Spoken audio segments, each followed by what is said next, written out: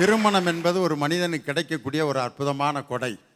அதில் மனைவியாக வருகின்றவள் எப்படி இருப்பாள் அப்படிங்கிறதுக்கு ஒவ்வொருத்தரும் ஒரு கற்பனை வச்சுருப்பான். சில பேர் எனக்கு மனைவியாக வரப்போகிற எப்படி இருக்குன்னுட்டு அந்த வாலிப வயசில் ஒவ்வொன்றுக்கும் ஒரு சிம்பல் வச்சுருப்பேன். ஒரு பெண்ணை தேர்வு செய்வது எப்படின்னா, ஒரு கல் எடுத்து ஒரு மாங்காய் மரத்தில் மாங்காய் அடிக்கிறான். ஒரு மாங்காயை எய்ம் பண்ணி அடிக்கிறான். அந்த மாங்காயை தவிர இன்னொரு மாங்காய் விழுகுது. திருப்பி இன்னொரு மாங்காயை அடிக்கிறான், அது விழுகலை. இன்னொரு மாங்காய் விழுகுது. 4வது தடவை அடிக்கிறான், 4 மாங்காய் விழுகுது. அவன் எய்ம் பண்ண மாங்காய் விழுகவே இல்லை. மாங்காய் அடிச்சுக்கிட்டே இருக்கான், அந்த மாங்காய் கடைசி வரைக்கும் விழுகலை. என்ன எவன் தெரியுமா வாழ தெரிஞ்சவன்? அந்த மாங்காய்க்காக அங்கனே உட்காந்து எப்படா விழுகும்னு காத்திருந்து அந்த மாங்காய் அழுகி போய் பொத்துன்னு இப்படியே விழுகும். உள்ளுக்கு பார்த்தீங்கன்னா பூச்சியாக கிடக்கு. இவன் மனுஷன் கிடையாது. ஒரு மாங்காய் 2 மாங்காய் 3 மாங்காய் விழுந்துருச்சு.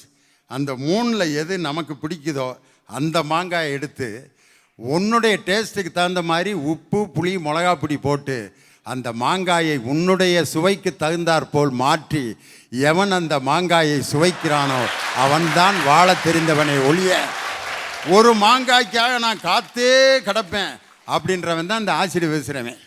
யாருன்னா அந்த மாங்காய் எனக்கு கிடைக்கணும், இல்லாட்டி வேற எவனுக்குமே அதை பிடுங்க விட மாட்டேன் அப்படின்ட்டு அங்கேயே உட்காந்து மாங்காயை அழுகி போக வச்சு அவன் வாழ்க்கையை நொந்து நூலாகி எந்த மாங்காய் கிடைக்குதோ அந்த மாங்காயை தனக்கு தகுந்தாற் போல் மாற்றிக்கொள்வது. இதுதான் திருமண வாழ்க்கையினுடைய அற்புதம். இந்த திருமண வாழ்க்கையில் ஒரு மனிதனுக்கு கிடைக்கக்கூடிய அந்த குழந்தைகள் தருகின்ற ஒரு மகிழ்ச்சி, மற்றவர்களுக்காக வாழ்கின்ற ஒரு அழகான வாழ்க்கை எதுன்னா அதுதான் அந்த குடும்ப உறவு. அதில் பார்த்தீங்கன்னா காதல் திருமணமும் பண்ணுவாங்க, நிச்சயிக்கப்பட்ட திருமணம் பண்ணுவாங்க. காதல் திருமணத்திலையும் நிறைய தோல்வி அடைஞ்சிருக்கு, நிச்சயிக்கப்பட்ட திருமணத்திலையும் தோல்வி அடைஞ்சிருக்கு. அதில் காதல் திருமணம் பண்ணிக்கிற ஒரு பொண்ணை கேட்டால் அது சொல்லுது, எங்கள் அப்பா நான் சின்ன பிள்ளையிலேருந்து எது கேட்டாலும் எனக்கு வாங்கி கொடுப்பார். உனக்கு எதுப்பா வேணும்? இந்த சுடிதாரா அந்த சுடிதாரா, பச்சையா சிவப்பா, நீ எது எடுத்துக்கணுமோ அதை எடுத்துக்கப்பா. எப்பா நீங்கள் சொல்லுங்கப்பா, நீங்கள் எடுத்து கொடுக்குறத நான் எடுத்துக்கிறேன்ப்பா. நீ சொல்லு, என் மகளுக்கு பிடிச்சதை தான் நான் செய்வேன் அப்படின்ட்டு சிவப்பு சுடிதார் எடுத்துக்கிறேன்ப்பா அப்படிங்க. எல்லா பொருளும் எங்கள் அப்பா என்னையை செலக்ட் பண்ண சொன்னவர். நான் திருமணம் பண்ணி வாழ்நாள் முழுதும் வாழ்கிற அந்த கணவனை போய் என்னையை செலக்ட் பண்ண விடாமல் பண்ணிட்டாரே, நான் தேர்ந்தெடுத்தவனை என்னை கல்யாணம் பண்ண விடாமல் பண்ணிட்டாருன்னு ஒரு பிள்ளை அழுகுது. இன்னொரு பிள்ளை என்ன சொல்லுதுன்னா, எங்கள் அப்பா சின்ன வயசுலேருந்து எனக்கு எல்லாத்தையும் பார்த்து செஞ்ச எங்கள் அப்பா, அவர் பார்க்குறவன் எனக்கு பயனில்லாதவனையா எங்கள் அப்பா பார்த்துருவார். அதனால் எங்கள் அப்பா பார்த்து வைக்கிறாவன் எவனாக இருந்தாலும் நான் கல்யாணம் பண்ணி வாழ்க்கை நடத்தி காட்டுவேன் அப்படின்னு ஒரு பொண்ணு சொல்லுது. தன் தாய் தந்தைக்கு தெரியாமல் ஒரு காதலை மறைப்பது அது சரியாக இருக்குமா இல்லையாங்கிறத இளைஞர்கள் தான் சிந்திச்சு பார்க்கணும். அப்பா மகன், அம்மா மகள், இந்த உறவுகள்லாம் இன்றைக்கி ரொம்ப நண்பர்கள் மாதிரி பேசிக்கக்கூடிய அந்த உறவாக மாறிவிட்டது. அப்படிப்பட்ட குடும்பம் தான் இந்த காலத்தில் வாழக்கூடிய அற்புதமான குடும்பம். ஒரு மனிதனுக்கு நிம்மதியையும் மகிழ்ச்சியையும் தருவது பிள்ளை பருவமா, காதல் பருவமா, அல்லது குடும்ப வாழ்க்கையா? ஐயா, இப்போ தந்தை மகள் உறவு பேசிட்டோம், தாய் மகள் உறவு பேசிட்டோம். பொதுவாக பிள்ளை பருவம்னு வருவா. இங்கே மேடையில் இருக்கிறவங்களும் சரி, இங்கே கீழே நிறைய பேர் கூடியிருக்கிறீங்க. இத்தனை பேர் இருக்கிறீங்கல்ல, யாராவது ஒருத்தர் எந்திரிச்சு சொல்லுங்க பார்க்கலாம், நான் இது வரைக்கும் என்னோட சின்ன பிள்ளை வயசுக்கு போக ஆசைப்பட்டதே இல்லை, என்னோட சிறு வயது நண்பர்கள்கிட்ட பேசணும்னு ஆசைப்பட்டதே இல்லை, இந்த பார்க்கெல்லாம் இருக்கும் பார்த்தீங்களா, சறுக்கல், ஊஞ்சல், எடக்கா மடக்கான், இதிலெல்லாம் விளையாடணும்னு ஆசைப்பட்டதே இல்லை, ஒருத்தர் எந்திரிச்சு சொல்லுங்க பார்க்கலாம். முடியாதுங்க. ஏன்னா நம்ம எல்லாருமே அதுக்கு ஆசைப்படுவோம். இதுதான் மனுஷனோட இயல்பு. எங்கே இருக்குது மகிழ்ச்சி, எங்கே இருக்குது நிம்மதின்னு தேடி தேடி அலையிறது தாங்க மனுஷனோட இயல்பு. அந்த மகிழ்ச்சி எங்கே கிடைக்கும்ன்றீங்க? பிள்ளை பருவத்தில் மட்டும்தான் கிடைக்கும். அதனால தான் திரும்பி திரும்பி அங்கே போகணும்னு ஆசைப்படுறோம். இப்போது குழந்தையும் தெய்வமும் ஒன்றுங்க. ஏன்னா 2 பேர்த்துக்கும் கவலைனா என்னன்னே தெரியாது. தெய்வம்னா அவருக்கு நடந்தது, நடக்கிறது, நடக்க போகிறதுன்னு எல்லாமே தெரியும். அதனால் அவருக்கு கவலை இல்லை. ஆனால் இது எதுவுமே தெரியாதங்கட்டு தான் அந்த குழந்தைக்கு கவலை இல்லை. நாம் தெய்வ அளவுக்கெல்லாம் போக முடியாது. ஆனால் குழந்தையாக இருந்திருக்கோம்ல, அந்த கவலையின் இல்லாமையை நம்ம அனுபவிச்சிருக்கோம். சில அறிஞர்கள் சொல்லுவாங்க, வெளிச்சத்தின் இல்லாமை தான் இருள், கடவுள் சக்தியின் இல்லாமை தான் சாத்தான் அதுபோல மகிழ்ச்சியின் இல்லாமை தான் கவலைன்னு. ஆனால் கவலைகளாலேயே சூழப்பட்ட இந்த உலகத்தில் கவலையின் இல்லாமை தான் மகிழ்ச்சின்னு சொல்கிற கட்டத்தில் இருக்கிறோம் நாம். ஆக இந்த கவலையின் இல்லாமை எங்கே கிடைக்குது? குழந்தை பருவத்தில் மட்டும்தான் கிடைக்குது. நிறைய பேர் பேசுவீங்க குழந்தைகளுக்கு கூட கவலை இருக்குன்னு. ஆனால் அதை நம்ம வளர்ந்த பிறகு யோசிச்சு பார்த்தா அந்த கவலை தெரியாதே. குழந்தைகளுக்கு மட்டும்தான் கவலையின் இல்லாமை என்றால் என்னன்னு முழுமையாக தெரியும். நாம் ஒவ்வொரு நொடியும் தேடி போகிற கவலையின் இல்லாமல் அந்த பருவத்தில் மட்டும்தான் நமக்கு கிடைக்கும். குழந்தைகளுக்கு கவலை இல்லைன்னா அதுக்கு இன்னொரு காரணமும் இருக்குங்க. அவங்களுக்கு பொறுப்புன்னா என்னன்னு தெரியாது, கடமைனா என்னன்னு தெரியாது. நம்ம வளர வளர நமக்கு ஒவ்வொரு பொறுப்புகளும் கடமைகளும் நம்ம தோளிலையும் தலையிலையும் வந்து உட்காரும்போது தான் அந்த சுமையினால் அது கொடுக்குற அழுத்தத்தினால தான் நமக்கு கவலையே உருவாகுது. அந்த கவலையும் இல்லாமல் இருக்கிற ஒரே பருவம் பிள்ளை பருவம் மட்டுமே. இங்கே இருக்கிற எல்லாருமே நம்ம பிள்ளை பருவத்துக்கு போகணும்னு ஆசைப்படுவோம்.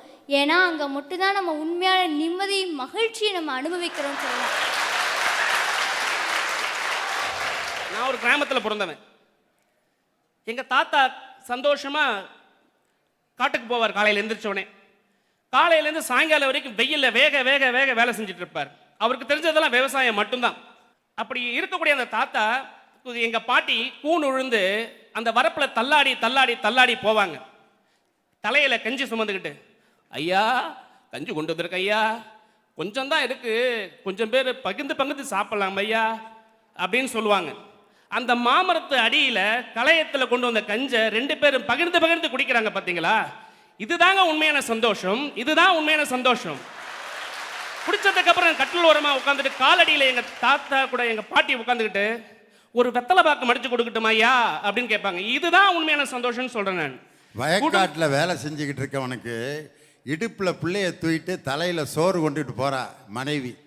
அந்த சோறை புருஷன் சாப்பிட்டு அந்த கஞ்சியை வாங்கி குடிக்கிறான். என்னடி உப்பே போடாமல் இப்படி கஞ்சி வச்சுருக்க போ அப்படின்ட்டு அந்த கஞ்சி கலையத்தில் பக்கத்தில் வச்சுட்டு 2 பேரும் சண்டை போட்டுக்கிட்டு இருக்காங்க. ஒரு உப்பு போடாமல் கொண்டு வந்திருக்கேன் அந்த தயிர் சாதத்தை அப்படின்னு சொல்லிட்டு திரும்ப எடுத்து குடிக்கிறான். அவ்வளவு டேஸ்ட்டாக இருக்கு. என்னடான்னு பார்த்தா அவன் இறக்கி வச்ச குழந்த மண்ணில் விளாண்டுட்டு அந்த கஞ்சியை ஒரு தடவை உழப்பியிருக்கான். அதை எடுத்து திரும்ப குடிக்கும்போது தன் குழந்தை உழாவிய அந்த கஞ்சி அவ்வளவு டேஸ்டாக இருந்துச்சான். அதுதான் திருவள்ளுவர் சொன்னார், தேனினும் அவிழ்தானது சிறுகை அழாவிய கூழ் அப்படின்னு சொல்லி அந்த குழந்தை தடவி கொடுத்த அந்த கஞ்சி அவ்வளவு சுவையாக இருக்கும் சொல்லி குறளோவியத்தில் முத்தமிழறிஞர் டாக்டர் கலைஞர் இப்படி ஒரு காட்சியை அந்த திருக்குறளுக்கு ரொம்ப அழகாக சொல்லியிருப்பார். அற்புதமான காட்சி அது. ஏற்கனவே முன்னுரையில் ஐயா சொன்ன மாதிரி காதல் என்பது ஒரு புனிதமானது. இன்றைய காலகட்டங்களில் அது புதைந்து கிடைக்கிறது. கொண்டு வாருங்கள், வெளியே கொண்டு வாருங்கள். குடும்பத்தில் கடைசியாக ஒரு விஷயம் சொல்ல ஆசைப்படுறேன். இந்த அளவுக்கு என்ன பல கஷ்டங்களை கொடுத்து அதையெல்லாம் என்கிட்ட சொல்லாமல் என்னை வளர்த்தி இன்னைக்கு இந்த பிஇ, எம்இ, பிஹெச்டி, பிடிஎஃப்னு சொல்கிற படிப்பை கொடுத்து இவ்வளோ பெரிய அரங்கத்தில் இன்னைக்கு பேசி வச்ச என்னோட தாய் எங்கேயோ ஒரு மூலையில் உட்காந்து கேட்டுட்டு இருக்காங்க. அதுதான் உண்மையான சந்தோஷம். அடுத்த பிறவி அப்படின்னு இருந்துச்சுன்னா என்னுடைய மனைவி எனக்கு மனைவியாகவும், என்னுடைய தாய் தந்தை எல்லாரும் சொல்லுவாங்க என் தாய் தந்தைக்கு நான் பிள்ளையா பிறக்கணும்னு சொல்லுவாங்க. நான் மாற்றி சொல்கிறேன், அதையே என்னுடைய தாய் தந்தை எனக்கு பிள்ளைகளாக பிறக்க வேண்டும், அவருக்கு நான் சேவை செய்து பார்க்க வேண்டும். அந்த ஒரு சந்தோஷம் என்ன என்பதை நான் உணர வேண்டும் என்று கூறிக்கொண்டு, குடும்ப வாழ்க்கையே மனிதனுக்கு மன நிம்மதியை தரும், முழுமையை தரும் என்று ஆணித்தரமாக கூறிக்கொண்டு வாய்ப்புக்கு வண்டி நிலைக்கு வாழ்த்தி விடைபெறுகிறேன். நன்றி. இன்னைக்கு இயற்கையில கடவுளோட படைப்பிலேயே ரொம்ப அழகா இருக்கிறது அந்த கடற்கரை தாங்க. அந்த பீச்ல அந்த காதல் ஜோடிகள் அப்படியே 2 பேரும் அழகழகா உட்கார்ந்துருந்தா தாங்க அங்க கடல் காத்தே வீசும், கடல் அலையே பொங்கும். ஐயா, நம்மளுக்கு இன்னைக்கு நல்லாவே தெரியும் காதலோட சின்னம் தாஜ்மஹால். தாஜ்மஹால் யாருக்காக கட்டினாங்க? தாஜ்மஹால் ஷாஜகான் மும்தாஜுக்காக கட்டினாரு. ஷாஜகான் மும்தாஜுக்காக கட்டினாரு. மும்தாஜ் யாரு? அவங்களோட மனைவி. ஷாஜகானுக்கு மொத்த மனைவியே 14 பேருங்க. அப்படி இருக்கையில மும்தாஜுக்கு மட்டும் எதுக்குங்க தாஜ்மஹால் கட்டணும்? காரணம், அவங்களோட காதல் மனைவிங்க. காதலுங்கிற ஒரு காரணத்தினால தாங்க இன்னைக்கு காதல் சின்னம் தாஜ்மஹால் இருக்கு. ஐயா, இன்னைக்கு நீங்க சொல்றீங்க கணவன் மனைவி தாய் தந்தை மகன் மகள் யாருக்காவது ஒரு கூடாரம் வேண்டாம் வேண்டாம், ஒரு குடிசை இல்லைங்க, காதலுக்கு மட்டும்தாங்க சின்னமே இருக்கு. ஐயா, இன்னைக்கு உங்களுக்கு தெரியுமா, இழுத்துக்கு செய்யா இருக்கா அப்படின்னு ஒரு வார்த்தை இருக்கு. அதுக்கு பொருள் என்ன தெரியுங்களா? காதல் ஆசை இருக்கா. இது எந்த டிக்ஷனரியில தேடினாலும் உங்களுக்கு கிடைக்காதுங்க. ஐயா, இன்னைக்கு நம்ம வீட்டில் ஒரு ஃபங்க்ஷன் வந்துருச்சுன்னா அந்த மனைவி அந்த கணவனை போட்டு படுத்துற பாடு இருக்குங்களே, அதை தாங்க கவிஞர் ஒருத்தவர் அழகா சொல்லியிருப்பாரு.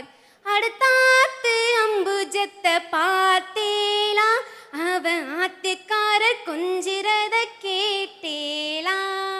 அடுத்தாத்து அம்புஜத்தை பார்த்தேலா, அவ ஆத்துக்காரர் கொஞ்சிறத கேட்டேலா. அடிச்சாலும் புடிச்சாலும் அவ ஒன்னா சேர்ந்துக்கிறான். அடிச்சது கொன்னும் புடிச்சது கொன்னும் புடவைய வாங்கிக்கிறா, பட்டு புடவைய வாங்கிக்கிறா. அடுத்தாத்து சங்கதி எல்லாம் நமக்கேண்டி, அவன் சம்பளம் பாதி கிம்பளம் பாதி வாங்குறாண்டி. மூன்றெழுத்த 3 சோவும் பார்த்தது நீ தாண்டி. சினிமாவுக்கே சம்பளம் போனா புடவைக்கு ஏதடி, பட்டு புடவைக்கு ஏதடி. அடுத்தாத்து சங்கதி எல்லாம் நமக்கேண்டி, பட்டு நமக்கேண்டி. ஐயா, வைரமுத்து அவர்கள் அழகான ஒரு கவிதை சொல்லியிருப்பாரு. காதல் வந்துருச்சுன்னா என்னென்ன நடக்கும்னு. சூரியன் உன் பேச்சை கேட்கும், வானம் உன் பேச்சை கேட்கும், காற்றும் கை கட்டி உனக்கு சேவகம் செய்யும், காற்றே உனக்கு செவிசாய்க்கும் போது உன் காதலி உனக்கு செவிசாய்க்க மாட்டாளா? மேகத்தை காகிதமாக்கு, நீல வானம் பிழிந்து மை எழுது, சந்திர சூரியனே அஞ்சல்காரர்கள் ஆவார்கள், பிரபஞ்சமே உன் காதலியிடம் பேசட்டும், காதலை தொழுது கவிதை எழுது, வாழ்க வளமுடன் வளர்க உன் காதல் என்று கூறி வாய்ப்பளித்தமைக்கும் நன்றி கூறி விடைபெறுகிறேன். நன்றி, வணக்கம். ஒரு குடும்பத்தில் எப்பெல்லாம் மகிழ்ச்சி வரும் நான் சொல்ற கேளுங்க. ஒரு தாயின் வயிற்றில் கரு உருவாகும் போது அந்த குடும்பமே மகிழ்ச்சி கொள்கிறது. அந்த கருவை சுமக்கும் போது அந்த தாய் மகிழ்ச்சி கொள்கிறாள். அந்த குழந்தையை பெற்றெடுத்து தந்தை தூக்கும் போது தந்தை மகிழ்ச்சி கொள்கிறான். அப்படி அந்த பெற்றெடுத்த குழந்தை தன்னோட பெற்றோரோட விரல் பிடிச்சி நடக்கும் பாருங்க, அப்ப அந்த குடும்பமே மகிழ்ச்சி கொள்கிறது. ரெட்டை ஜடை போட்டு அழகா பட்டுப்பாவாடை போட்டு கம்மல் ஜிமிக்கி எல்லாம் மாட்டி தத்தி தத்தி நடந்து வரும் பாருங்க அந்த குழந்தை. அந்த நடையை பார்த்து குடும்பமே மகிழ்ச்சி கொள்கிறது.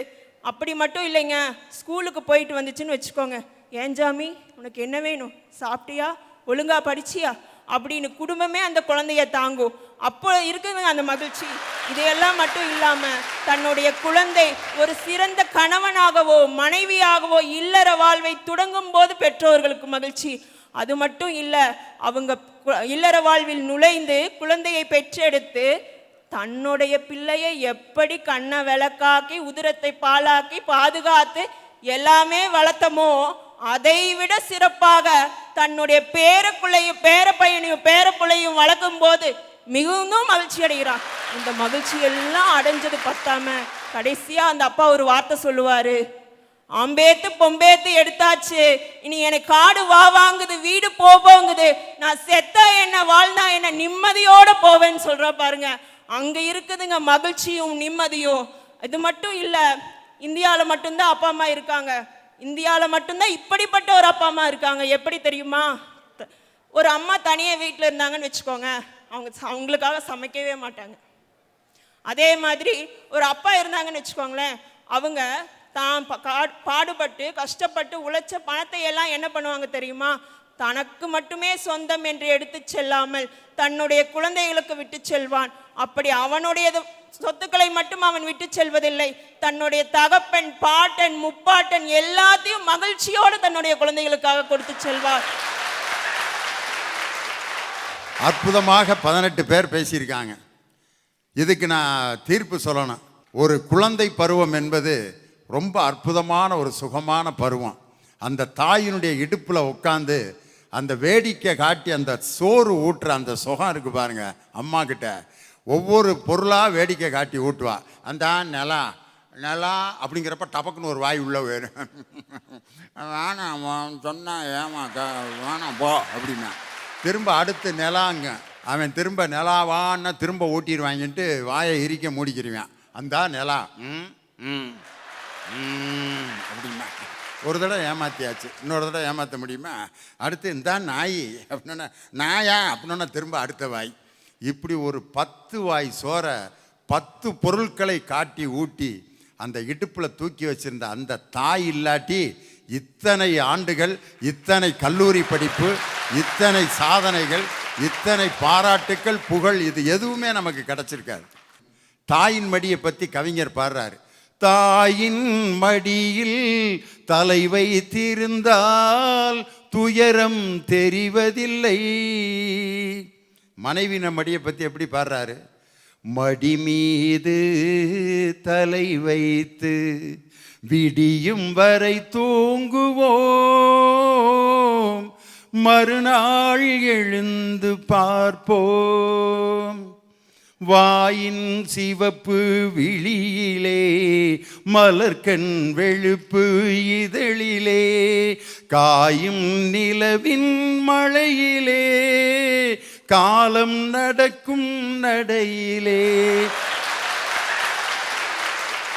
இந்த தாயின் மடிக்கும் மனைவின் மடிக்கும் இடையில ஏற்படக்கூடிய அந்த வாழ்க்கை தான் காதல், பிள்ளை பருவம். குழந்தை செய்கின்ற ஒவ்வொரு சேட்டையும் பார்க்கும்போது மனசுக்கு மகிழ்ச்சியாக இருக்கு.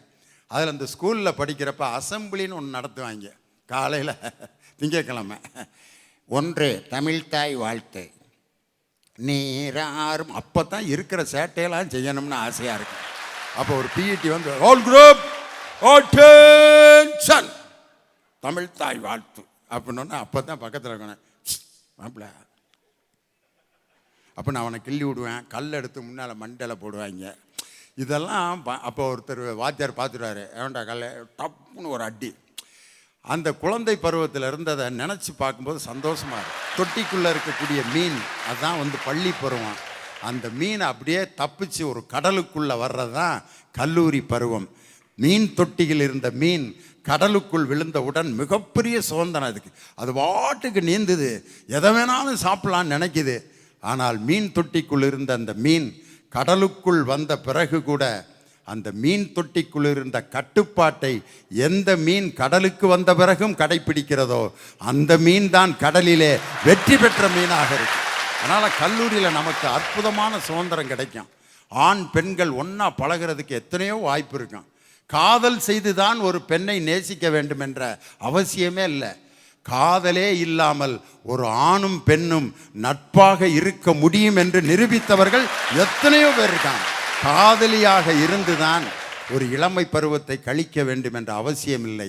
அப்படியே காதலித்தாலும் அந்த காதல் எப்படி இருக்கணும்?